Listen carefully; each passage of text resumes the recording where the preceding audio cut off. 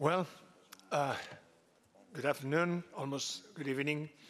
Welcome to the Biotech Satellite Symposium, Accessing Patient Satisfaction with Biotech Advanced Technology IOLs.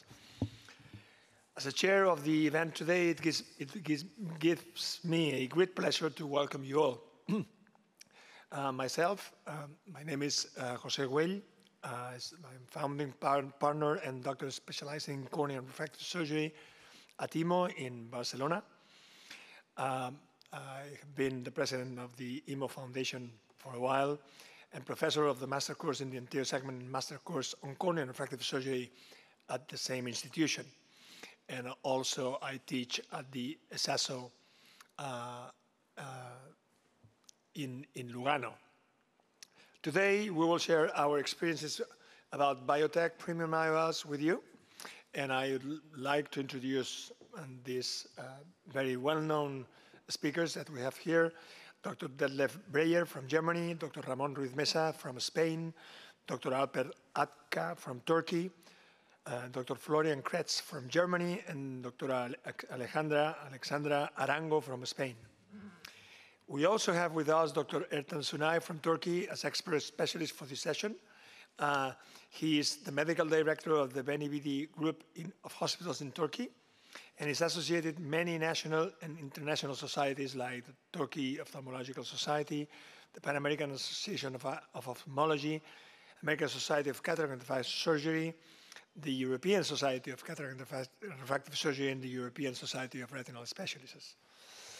Well, no more delay. To start with today's session, I would like to invite Dr. Detlef Breyer. He is founder of the International Vision Correction Research University Eye Clinic in Heidelberg, Germany.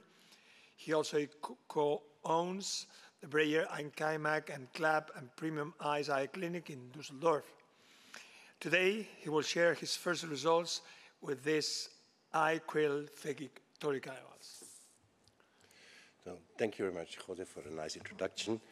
So after I've been implanting the ICL for 18 years, there came this new kid on the block. And of course, I was interested. This is an eye-krill phakic toric IOL. It's a hydrophilic acrylic IOL with an ultraviolet filter. You can get it for hyperopia and myopia. The incision size is 2.8 millimeters, or dock-on technique with 2.2 millimeters is possible too. You have those orientation marks, as you can see here, on the correct side of the lens. You can implant it when you have a wide-to-wide range from 10.5 to 12.6 millimeters. And they are available in stock. What is new, also for hyperopia, and what I do like very much for hyperopia with a central hole, because especially in those eyes, you have to have this safety measure to have a central hole, not to get an angle-closure glaucoma. The holes in the periphery are 0.5 millimeter, and in the center 0.6, not to get haloing glare or photopic phenomena. So this is the diopter range from +10 to -25 in 0.5 diopter steps, and you have 4 overall sizes, as you can see here. This is spherical range and the cylindrical power range. This is the eye-krill phakic toric IOL. So I want to talk only about my first 10 implantations. Of course, those patients, as they've been the first ones, they got informed that this is a new ICL. Those were the parameters I was checking. And if you have a look at the first 10 predictability sphere, this is made me more than happy. Same with the cylinder. Perhaps quickly, I have to explain how I orientate the IOL. I do simultaneous iridography and LED keratography. Those data go into the Schwind laser. The Schwind laser does measure the cyclar rotation and does a mark with trans-PRK on the cornea. So I think the whole system works so perfectly, plus obviously excellent lens, that you have no residual astigmatism in the patients. Taking this together, of course, the spherical equivalent is great too. The rotational stability is within what we know from other ICLs or IPCLs, and also an excellent value. We measured this with a barometer. This is an uncorrected distance visual acuity, better than 2020, so happy with those results as well. And endothelial cell count is also very comparable to the data we know. The IOP, okay, we can see it went down a little bit, but I think this is in the normal measurement failures, so basically I think it is the same. Here you can see a video of the implantation. That's how you take the acryl out of the holder, implant it into the cartridge, and as you can see, you implant it like an IOL, close it, put the cartridge into the injector, and then I inject the acryl into the eye with a dock-on technique through 2.2 millimeter. With cohesive, filled with cohesive viscoelastic. You can see here, this is, I'm implanting now with the left hand, sitting as at the 12 o'clock position. And what I do like about this IOL implantation technique, that it's a little bit stiffer than the ICL and very much stiffer than IPCL. So it's easier to implant. It makes life easier and unfolds easily. The only thing you have to remember if you're used to an ICL, it unfolds and enters the eye V-shaped. So take care not to touch the crystalline lens. You can here see it's a toric one. And at the 12 o'clock position, you might see when I move the eye, the trans-PRK mark. And you have this at 12 and 6 o'clock position, the trans-PRK mark, and acryl is realigned. Good.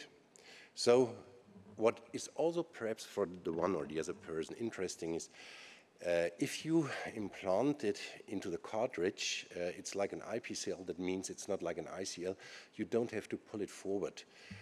Nicely in a way, as those of you who implant ICLs know, this grasping forceps, on the one hand side, it's very expensive. On the other hand side, the sterilization process is often done by people who are not microsurgeons, and they can get destroyed very easily.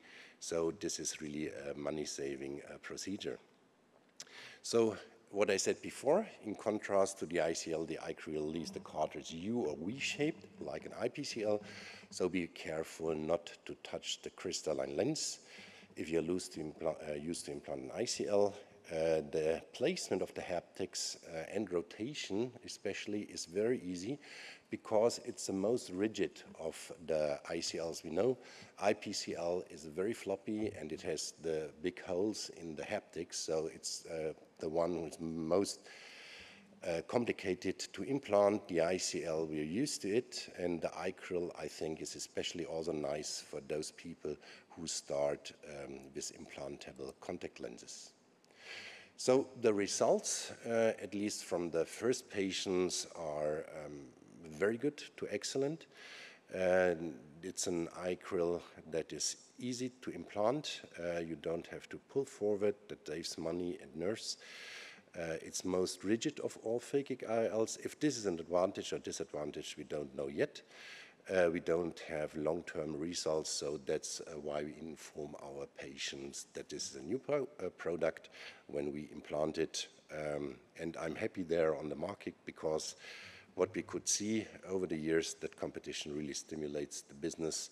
And so I'm also hoping for an EDOF IOL because those patients often are around 40. And of course, it's good if you have an EDOF IOL and can say we can make a blended vision, and this is for lifelong until you may need a cataract surgery.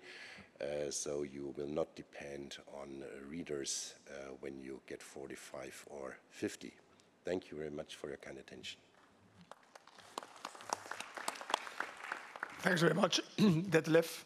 I think that because the topics are slightly different between one speaker and the other, we will open a turn of questions. So, any questions for Dr. Bretlef from the audience or from the panel? Well, Ertan? I would like to. Sorry. I would like to have a question to Dr. Breer. Does the all diopter range has a whole or only the myopic lens? Do we need to perform Erydectomy or Iodiatomy while implanting hypropic models? No, we don't have to. As I mentioned at the beginning, I think this is a real advantage if you implant hyperopic IOLs.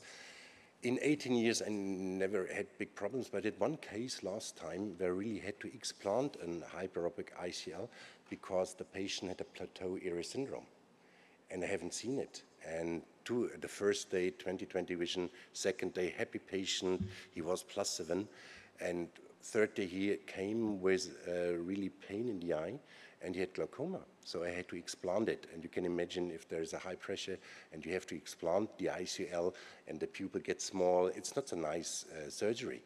So I think even if you have a plateau iris syndrome, it would have been great to have aqueous flow through the ICL, through the lens. Okay, thank you. But if you have a plateau syndrome, basically was a close glaucoma, a close angle. Yeah, yeah. So I don't think... But the question is what leads to it. Yeah, yeah. Because I feel a little bit more comfortable with an aqueous flow. No, but I'm saying that because possibly, in this case, if the pre-op has this kind of risk factor, I don't think it will make any difference having a hole or not. But okay. Regarding the holes, don't you think that in the vast majority of cases, possibly with the peripheral ones, would have been enough? To have peripheral holes? Yes. Usually they are enough. I had one case of a woman getting pregnant, and it was a friend of mine, and so I knew it was perfect.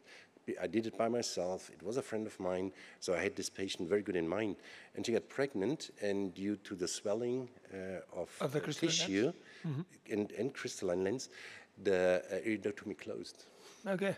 Yeah. I never experienced this before. Though those are two crazy situations where I thought maybe a central hole would help. Yeah. Okay. No questions? Well, thanks very much, Dr. Bretlef. So I now would like to introduce and invite Ramon Ruiz Mesa. He is Medical Director for Andalucía at the Ophthalmology Group.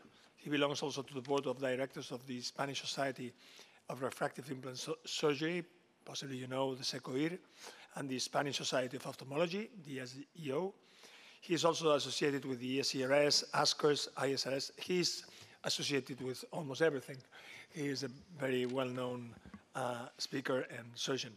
And today he will talk about the IQL phakic toric IOLs, his initial results in comparison with other phakic IOLs. Okay, thank you so much to Biotech team for the kind invitation, of course, for your kind words, Dr. Well.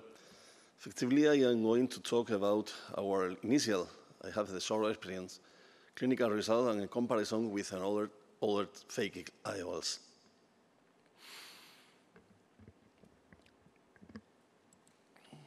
You are going to underline the main feature if we compare these lenses with other lenses from the care group or STAR Surgical.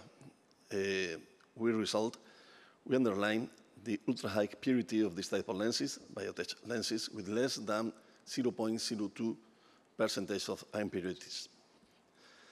The longevity of the material is a very important thing. 40 years warranty on the base material with the least acrylical material that I am going to explain the other slides. Very good thing, as my friend Detlef has explained to us before, It's very easy to implant this type of lens. And one of the main advantages in order to maintain our SIEA is the incision size. We can introduce this lens through 2.8 millimeter versus 3.2 of other phakic lenses. The hydrophilic material, okay, it's the same that another company, but without porcine covering. Regarding this lens material manufacturing, we have to underline the methacrylate acid material, ionicity 0, with a polishing precision less than 1 micron error. About the loading and injection, it's very easy to manage this type of lens. We can show the video of Dr. Debler before. No difficulty, and the great advantage for me is the injection in U way, treating to not touching the lens when we are implanting, repeating but through 2.8 millimeter. Regarding the better optical zone, I think that we have to underline the phakic pupil coverage. We can see always in this type of lens around 7 millimeter, but even it's a great difference when we are talking about high diopters of myopic patient.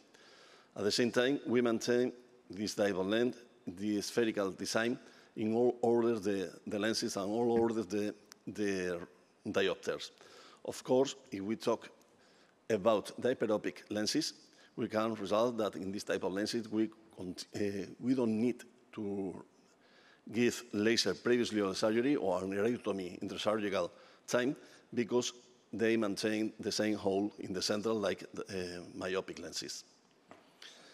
This is a brief summary about my first experience after 2 months of follow-up. 16 eyes, 8 patients, 12 spherical IOLs and 4 torics with an age on the average of 28 years old. The bulk, the average was 550 after 1 month of the measurement. If we talk about the safety and efficacy, we found very good values, 1.24 and 1.36. The interstitial cell count not changed after 1 month after the surgery. Regarding IOP, usually the first week we can maintain a little bit bigger the value of IOP, maybe for steroids topical drops, and after 1 month we maintain the same, even less IOP. If we talk refractive results, the spherical equivalent, after the first week in log-Mager scale, we obtained 0.03, and after 1 month, 0.08. If we distinguish between spherical and astigmatism, after 1 week in log-Mager scale, we obtained 0.25 and 0.21, very good result. Astigmatism, absolutely very good result if we are talking about the diopter, but without rotation in any case. I think that I know that it's a short zone. And if we talk about the uncorrected distant visual acuity in decimal scale, we found 1.24 after 1 month. At the same day of the surgery, we can find very good visual acuity for the patient. And even the best corrected distant visual acuity, we can increase until 1.36 after 1 month of follow-up. In summary, I think that the purity and performance of the material provide better safety and surgical handling for the surgeon. Sizes, we can have lenses size with a size from 12 millimeter to 13.5 in 0.5 millimeter steps, and especially size 13 millimeter, providing very good ball control. And of course, I think that the safety, efficacy, and refractive result are excellent for the patient and for us. Thank you so much for your attention. Thanks very much, Ramon. Again, questions? Well, you're open. I will not ask. You're open to make questions whenever you wish. There are microphones with numbers. Yeah. So, Ramon, I would be interested, because you're a high-volume surgeon for a very long time. You have many experience with other ICLs, IOLs. What is your gut feeling about the rigidity? Do you think this is on a long-term basis an advantage or a disadvantage? Well, I have a lot of experience, effectively, with ICL from the start. I think it's a very good lens, of course. My first feeling, because now I can speak only about the impression, the short experience. But with this type of lens, for me and for my assistant, it's easier to manage the lens in order to unfold and to implant. It's a little bit rigid. In my case, I like it. And the material, I suppose, acrylic hydrophobic material, we can think about a long time in a safe way for maintaining in the eye and at the same time maintaining the refractive result. Ramon, no doubt that having more steps in the mean length of the lens regarding the control of bolt is an advantage. But the way that you measure it is exactly the same for this lens that for any other, no? So, but at least you would have the possibility to exchange the lens if necessary with a much more precise way, no? No, I think that it's the same because well, we can check in artificial eyes, but for the material and my experience with another intraocular lens for pseudophakic patient with the same material, we can't do wider the main incision. Okay. Any question? Well, what about the hole in the center, Dr. Mesa? Does it create any visual disturbances in the patients, the hole in the optics in the center of the IOL? Yes, at the beginning when I began with the practice of ICL with the whole central, it was the first question that all the surgeon we ask for the company. It's true that I can't receive any claim from the patient, and we have a different measurement, contrast sensitivity, looking for photophenomena, even in sclerotopic condition, and I don't have any experience in this way. In this case, with the new acryl from Biotech, I think that will be the same result. Okay, thank you. Thanks, Alka. Yes, this is a topic. Thank you, Ramon. And this is a topic because there are not too many people, but there are some that appears from time to time. And so at least I think that we all need to advise them that this is a very rare possibility, but that this exists because from time to time one patient comes to you with this problem. So, okay. My pleasure is to invite Professor Alka. He will be virtually with us. He is an associate professor in World Eye Hospital in Istanbul. He is Cataract and Refractive Surgery Unit Board member of the Turkish Ophthalmological Society and has been user of the acryl phakic IOL for the last 5 years. So he possibly is one of the, if not the one, with the longest experience with. So he will talk about his long experience with it. Dear moderator and dear colleagues, I will present my long-term results with acryl phakic intraocular lenses. I will also talk about potential complications of phakic intraocular lenses. Okay. This is a case series of 5-year follow-up. Okay. 36 eyes were included. Main outcome measures were visual acuity, spherical equivalent of manifest refraction, and endothelial cell density. Complications were also recorded. Mean spherical equivalent of the patients was -13 dioptries, and minimum anterior chamber depth was 3.28 millimeters from the endothelium. Mean anterior chamber depth was approximately 3.5 millimeters. 80% of our patients were above -10 dioptries, and approximately 25% was above -15 dioptries. The spherical equivalent in the study is relatively high when compared to other studies in the literature, because we usually prefer phakic intraocular lenses in very high myopia. Up to 8 to 10 dioptries, we usually prefer corneal refractive surgery.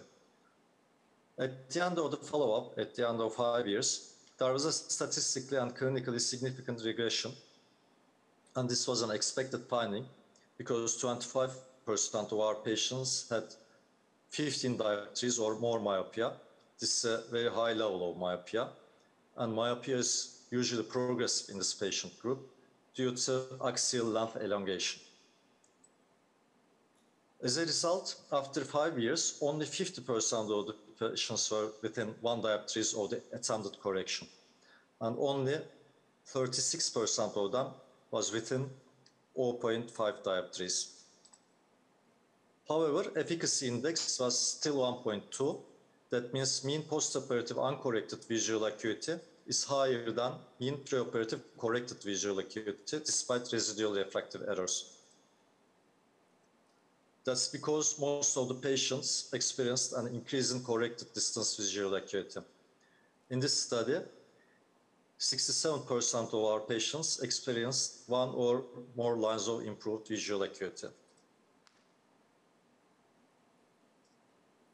Endothelial cell loss from preoperative visit to 5-year visit was approximately 4%, and endothelial cell density loss after 1 year was not statistically significant. Take-home message for us is in high myopia, I mean more than 10 dioptries, 50% of the patients will be more than 1 dioptries myopic 5 years later. So in terms of early patient satisfaction, you might choose slight myopia, but you should keep in mind that there will be a refractive shift during long term, and emmetropia or slight hyperopia is not a problem. And it may be more desirable if you aim long-term refractive stability. But if you aim for short-term patient satisfaction, near vision is more important, and you may choose for slight myopia. We say that the IKL-Fakik intraocular lens was safe for the crystalline lens and endothelium in our study, in our patient group, and we saw no significant complications. Now I will talk about potential complications. These are not about these 36 patients. These are general potential complications. First, you may have haptic entrapment during the surgery. This is very rare, and still solution is very simple. You can cut the injector with a cautery, and the problem is easily solved. This case was sent to us from another clinic. I'll show this because I want to show that zonular dialysis is possible if you make the surgery very traumatic. In this patient, the lens was explanted. Pupillary block glaucoma is extremely rare due to the central lobe. I've seen it only once among more than 600 cases. But because I saw it in one patient, I don't use a myotic agent, and I still discharge patients only after 2 or 3 hours later after the surgery, and I check for the intraocular pressure and pupillary block. Uveitis is a rare complication of posterior chamber phakic intraocular lenses, and it will always fully resolve after steroid treatment. This is a case of uveitis after another posterior chamber phakic intraocular lens, but you may see it with ICRL also, but you should be sure that it will resolve with topical steroids. Refraction may be a complication, may be regarded as a complication. As I said before, you should choose between early patient satisfaction or long-term emmetropia. If you aim early patient satisfaction, a slight myopia is better. If you aim better refraction at long term, emmetropia is better. But in this case, you must talk with the patient that he or she may have near vision problems. Otherwise, you may have problems with the patient. Cataract is very rare also. It's certainly less than 1%. And for intraocular lens calculation, axial length measurement error is approximately 0.5 0.1 millimeter. And this is not a clinically significant error. So you do not have to make intraocular lens calculation variations. The biggest problem with posterior chamber phakic intraocular lenses has always been the size. A low volt is not an acute problem if the lens is stable. However, a high volt may cause acute problems like refractive shift, halo, glare, inflammation, and discomfort. So if the volt is low, I usually don't change the lens unless it's unstable. But if the volt is high and the patient feels uncomfortable or anterior chamber is shallow, I change it. This is how I explant the lens. I give the lens this position before removing it from the anterior chamber, but I will show it with a video. You put the lens in the anterior chamber and simply remove it.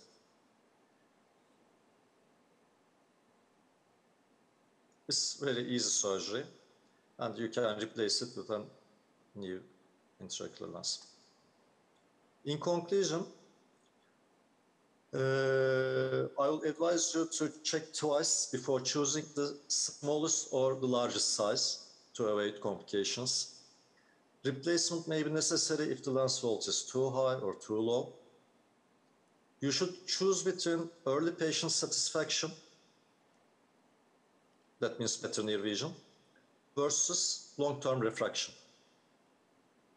And I want to underline that cataract is extremely rare and other complications are rare and easily manageable. Thank you for your attention.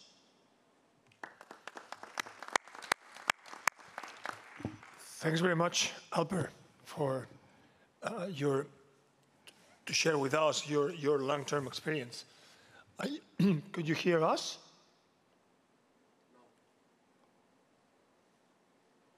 No.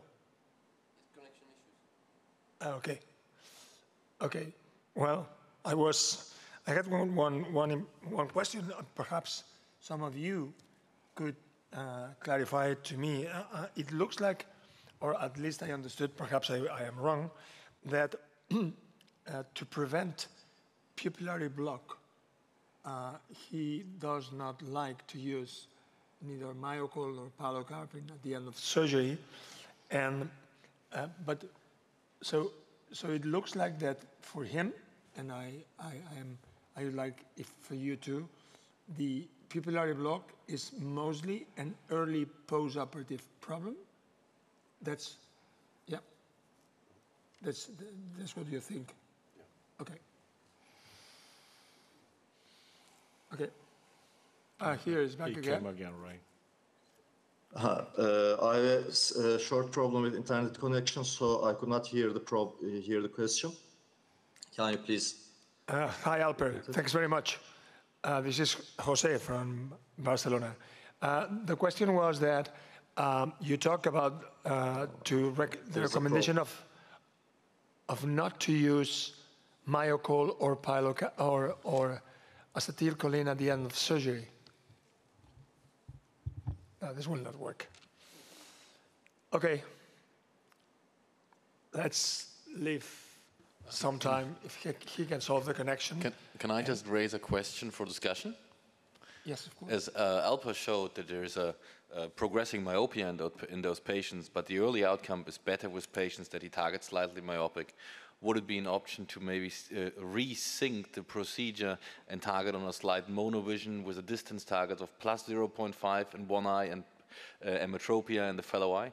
So basically when the patient starts to truly become presbyopic, he still has one eye that is emmetropic by then, or maybe only slightly myopic, and the other eye he has a little bit of monovision, but he also has the time to get used to it by the time that he has the lenses implanted. Well, I am not using posterior chamber phakic IOLs, but conceptually speaking, I agree with you. Although this is a decision that obviously will will be related with the age of the patient. So if you're going to do this surgery in a 25 years old individual, I don't think that you need to take care of that, because at least in my experience, despite that you are neutralizing both eyes, they have some, let's say, initial discomfort for near vision. After a couple of weeks, they are perfectly well. This is much more trouble when you're doing surgery on the 30 lates or the early 40s. In those cases, yes, I would personally agree with your suggestion, independently of the phakic IOL you're going to use. And I think I also like the approach, and I do the same as Florian does. The only question is interpreting the data. Did you, Alka, have a look at those getting more myopic in a shorter time if they have been stable 2 years before surgery?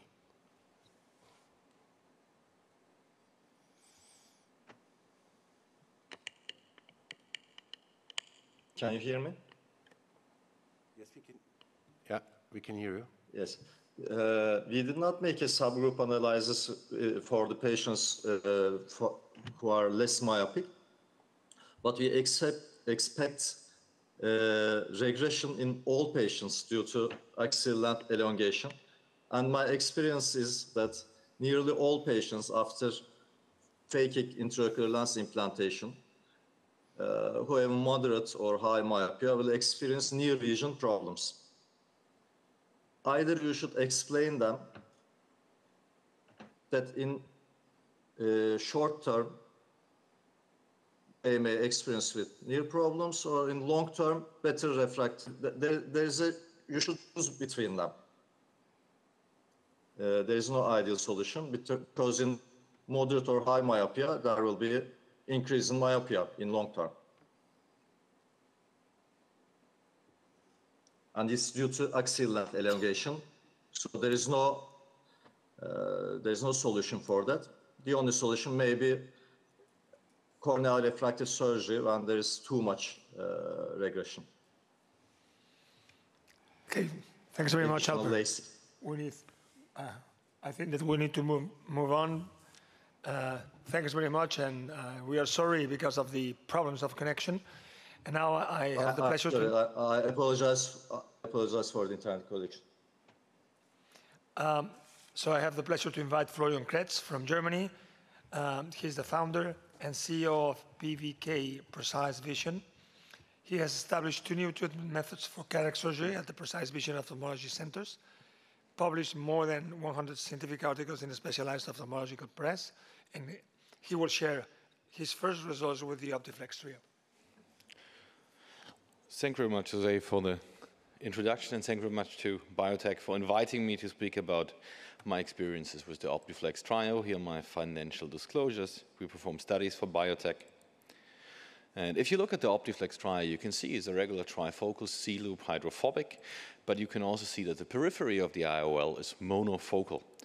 And with only having a center of trifocality that reduces the risk of dysphotopsia under dim light conditions with larger pupils. It's available as a toric version. The material has a high Abbey number, reducing chromatic aberrations, and it has a 3-edge design like most C-loop lenses of hydrophobic acrylate.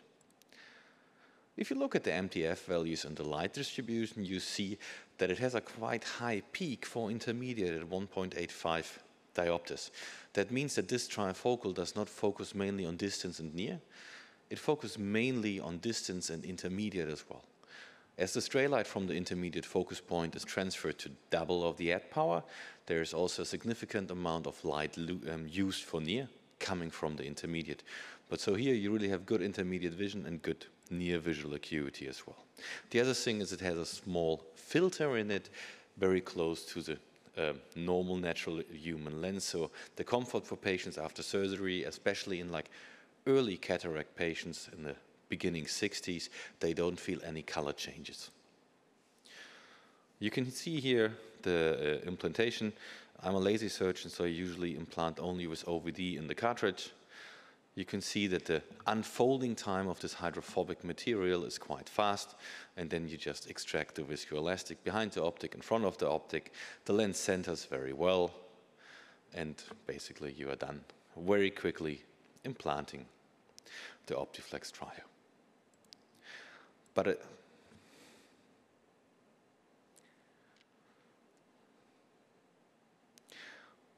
it's a very handy and easy lens to implant.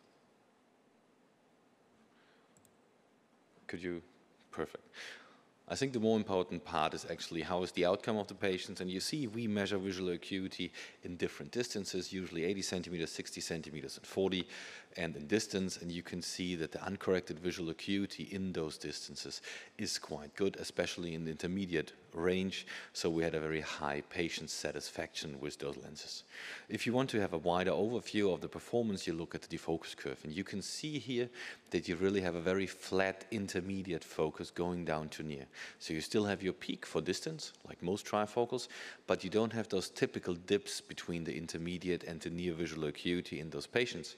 And the minus 2.75 relates to roughly 45 centimeters where the patients can read newspaper print very well, which for German standards, when people are taller, is the actual size that they use for book reading too. The most discomfort or the most unhappy patients you have because of dysphotopsia. So we do a lot of dysphotopsia evaluation, and you can see here the majority of the patients that we have implanted said they have no problems with glare, it's not disturbing, and the effect is not too strong, and the results are a little bit higher with the halos, which is normal. The lens has a diffractive profile. If the patients would not see the halo, something would be wrong with the lens, especially in the beginning. So we also counsel our patients that they have to see the halos, they have to see those rings, and with that they already know what they expect. So even they see the halos and the halos are strong, they don't bother the patient because they knew that that is going to come, and that's the optical design behind it. If you look at other parameters, like how foggy is your vision, how bothersome is foggy vision, how blurred is the vision, you really see that the outcomes of the patients is excellent, and they hardly have any problems with it. So in conclusion of the questionnaire, we have a low grade of problems with dysphotopsia. The patients experience that they don't have many problems, only what to tell them, that they are going to have halos, and they have a very stable vision, especially from distance to intermediate.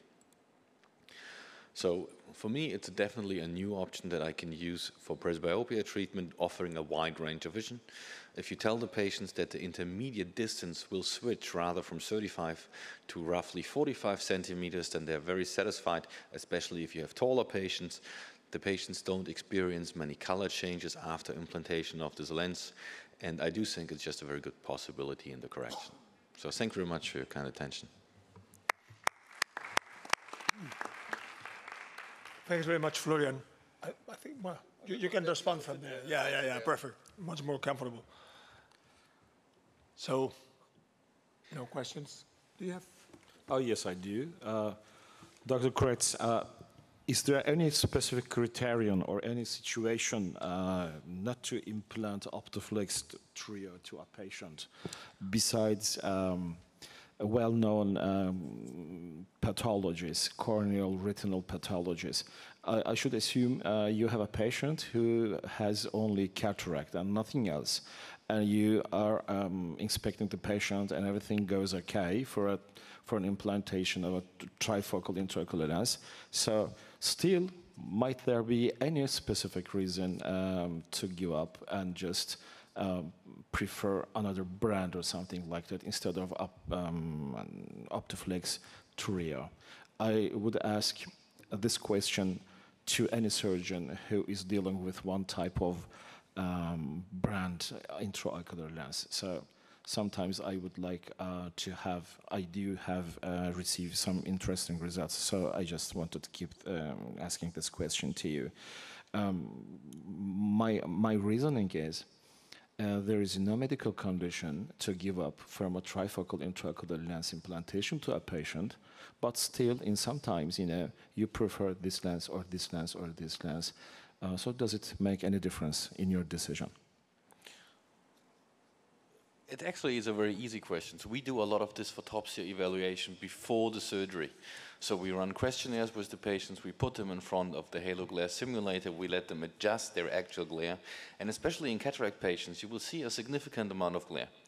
And then if you compare those subjective results to each other and counsel the patient, you can realize and find out which patient will accept the halos they get later. So if I have the feeling that a patient is not going to be in any ways accepting this photopsia, I don't implant any diffractive lens. That's my only reason not to use that. I do implant trifocal lenses in unhealthy eyes. So if a patient has drusen, if a patient is a diabetic but does not have a macular edema, if the patient has a glaucoma and he still has the central 30 degrees free vision, I don't see any reason why this patient would not benefit of presbyopia correction. And I do counsel them more and more intensively, but I do implant an OptiFlex in those cases as well.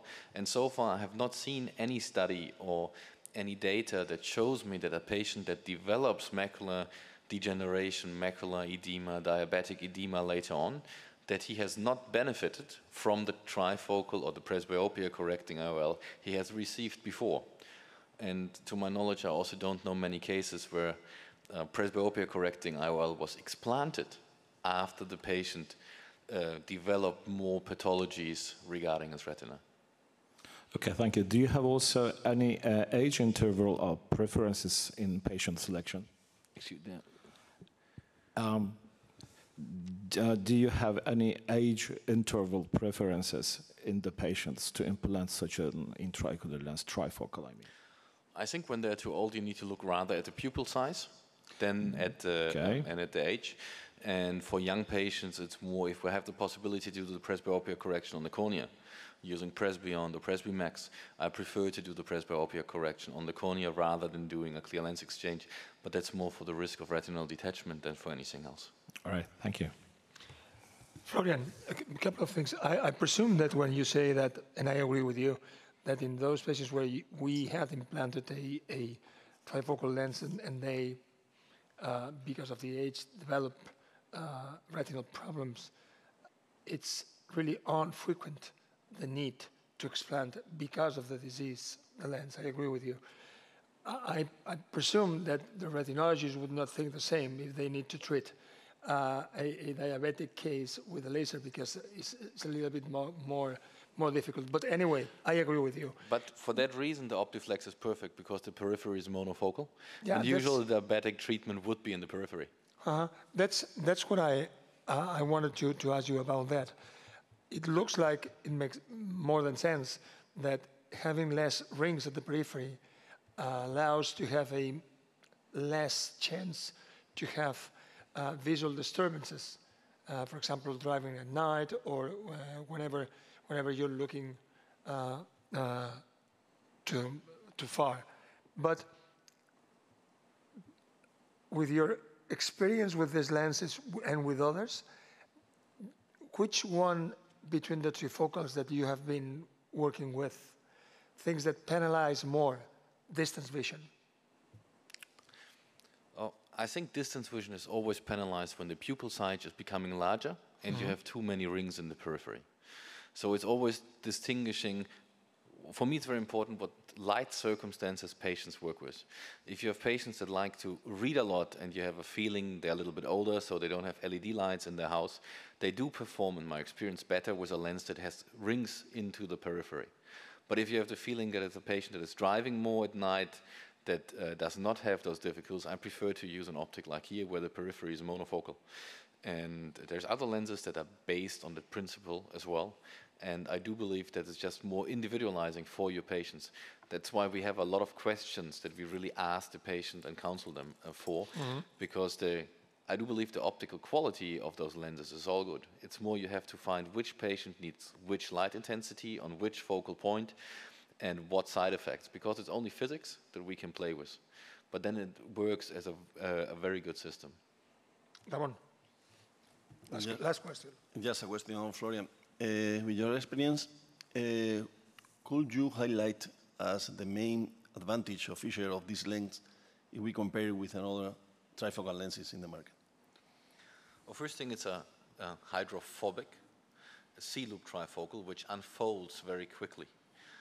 I like to use hydrophilics because they unfold quickly, they're easy to center in the eye. So that for me is a benefit. The surgery is faster, it centers nicely. The other thing, it sits very rotational stable for a C-loop, and that for me is a true benefit. What I really like about it is my patients are very much intermediate focused.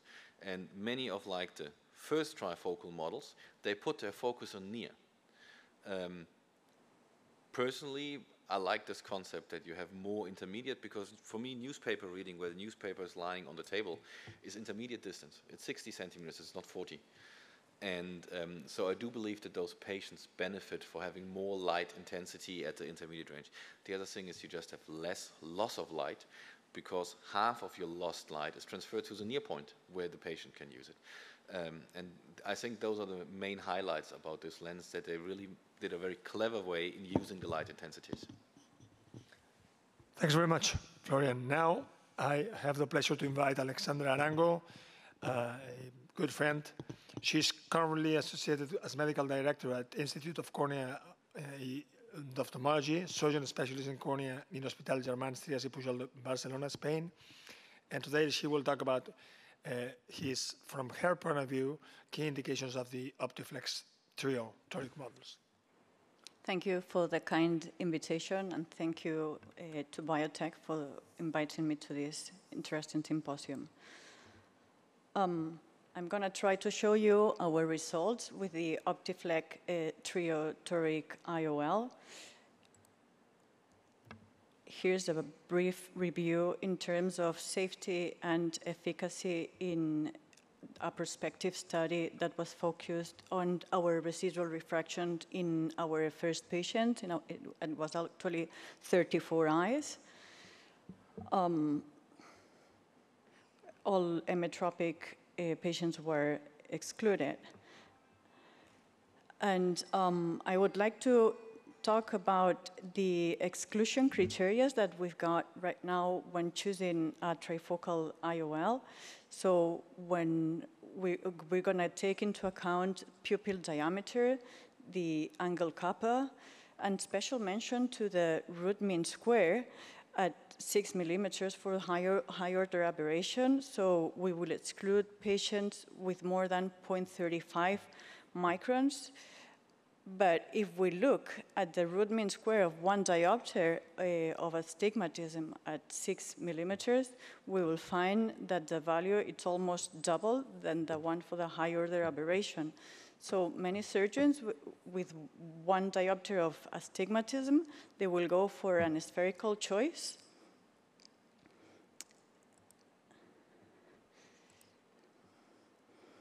So here are our results of uncorrected distance visual acuity and a small amount of simple myopic astigmatism.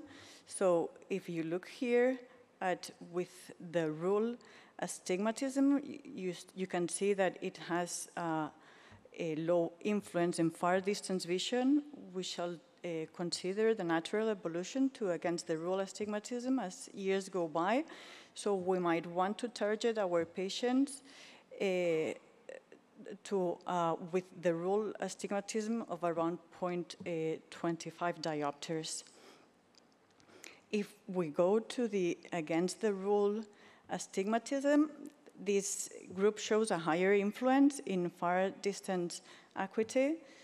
When implanting monofocal IOLs, we felt comfortable with a residual against the rule astigmatism, since it was going to help with the reading vision.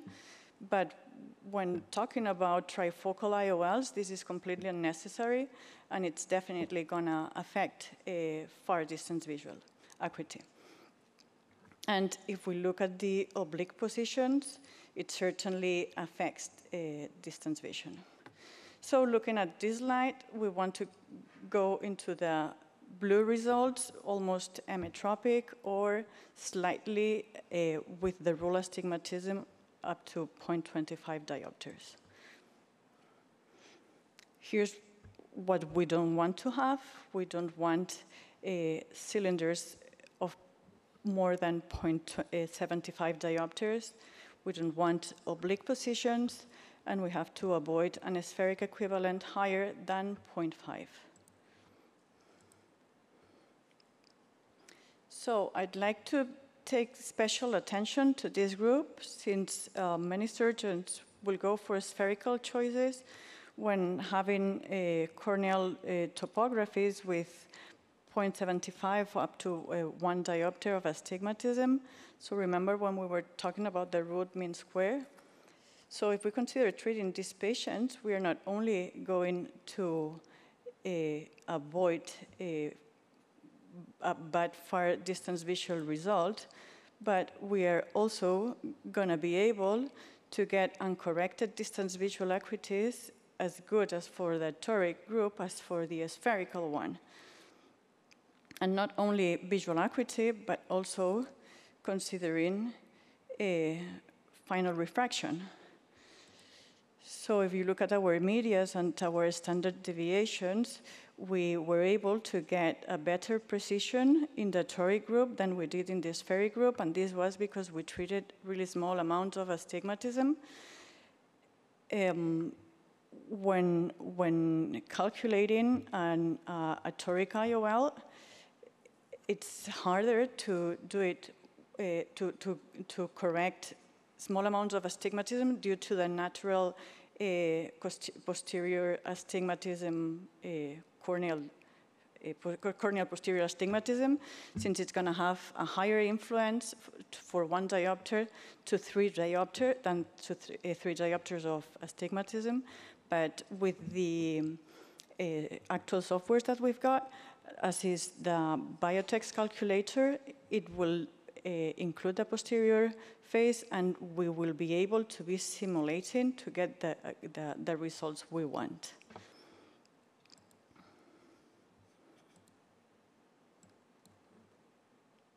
So our take-home message would be that treating small amounts of astigmatism will lead us to more satisfied patients and better uncorrected visual acuity.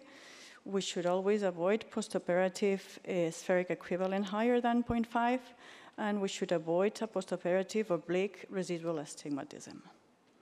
Thank you very much.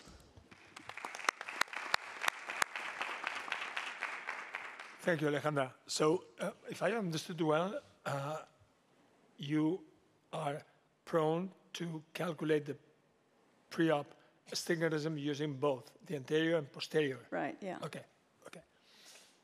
Very well. I absolutely agree with you. And so don't you think that possibly in the near future, which is your limit in correcting astigmatism with the IOL? Do you select a toric lens from 0.75, from 0.9, from 1? From 0.75. Okay, yes? Yeah, it's really important that every surgeon gets to know their surgical induced astigmatism. Mm-hmm. Actually, I moved to radically treat small amounts of astigmatism since I induced more than I used to in one patient, and it was an oblique astigmatism. So I had a very bad result. And the bad thing is that she had a dense cataract in that eye, but in the other one, she had a clear lens. And since she was hoping to have a trifocal treatment, I had to go on to the other eye. Okay. I agree also. Any additional comment? Well, I would like to ask you a question. At first, thank you for the presentation, but I will ask you about your opinion and your algorithm you might have been using for the decision-making with refractive lens exchange. Do you use this lens? Are you fond of using this intraocular lens in cases of clear lenses, the patients without any cataracts? Actually, I'm not really fond of clear lens exchange, but I've been practicing for patients with some degree of ametropia above 50, like 55 more than 50, but I have some patients with 52, 53 plus 2 plus 3 diopters of hyperopia. So yes, I do practice clear lens exchange. Thank you. Okay, Arantxa. Yes, Ramon. Excuse me, Alessandra, congrats for your speech, but I have missed some information about the rotational stability of this type of lenses. How was your experience? It was excellent. Actually, we didn't have any problem with rotation. It's very stable, and we didn't have to rotate any IOL. Alexandra, thanks very much. Thank you. I'd also like to thank not only her, but also all the speakers for sharing their experiences with all of us. Also, you to stay here, and especially Biotech Healthcare for organizing this session. And we hope that I know that we have learned something. So thanks very much to all of you.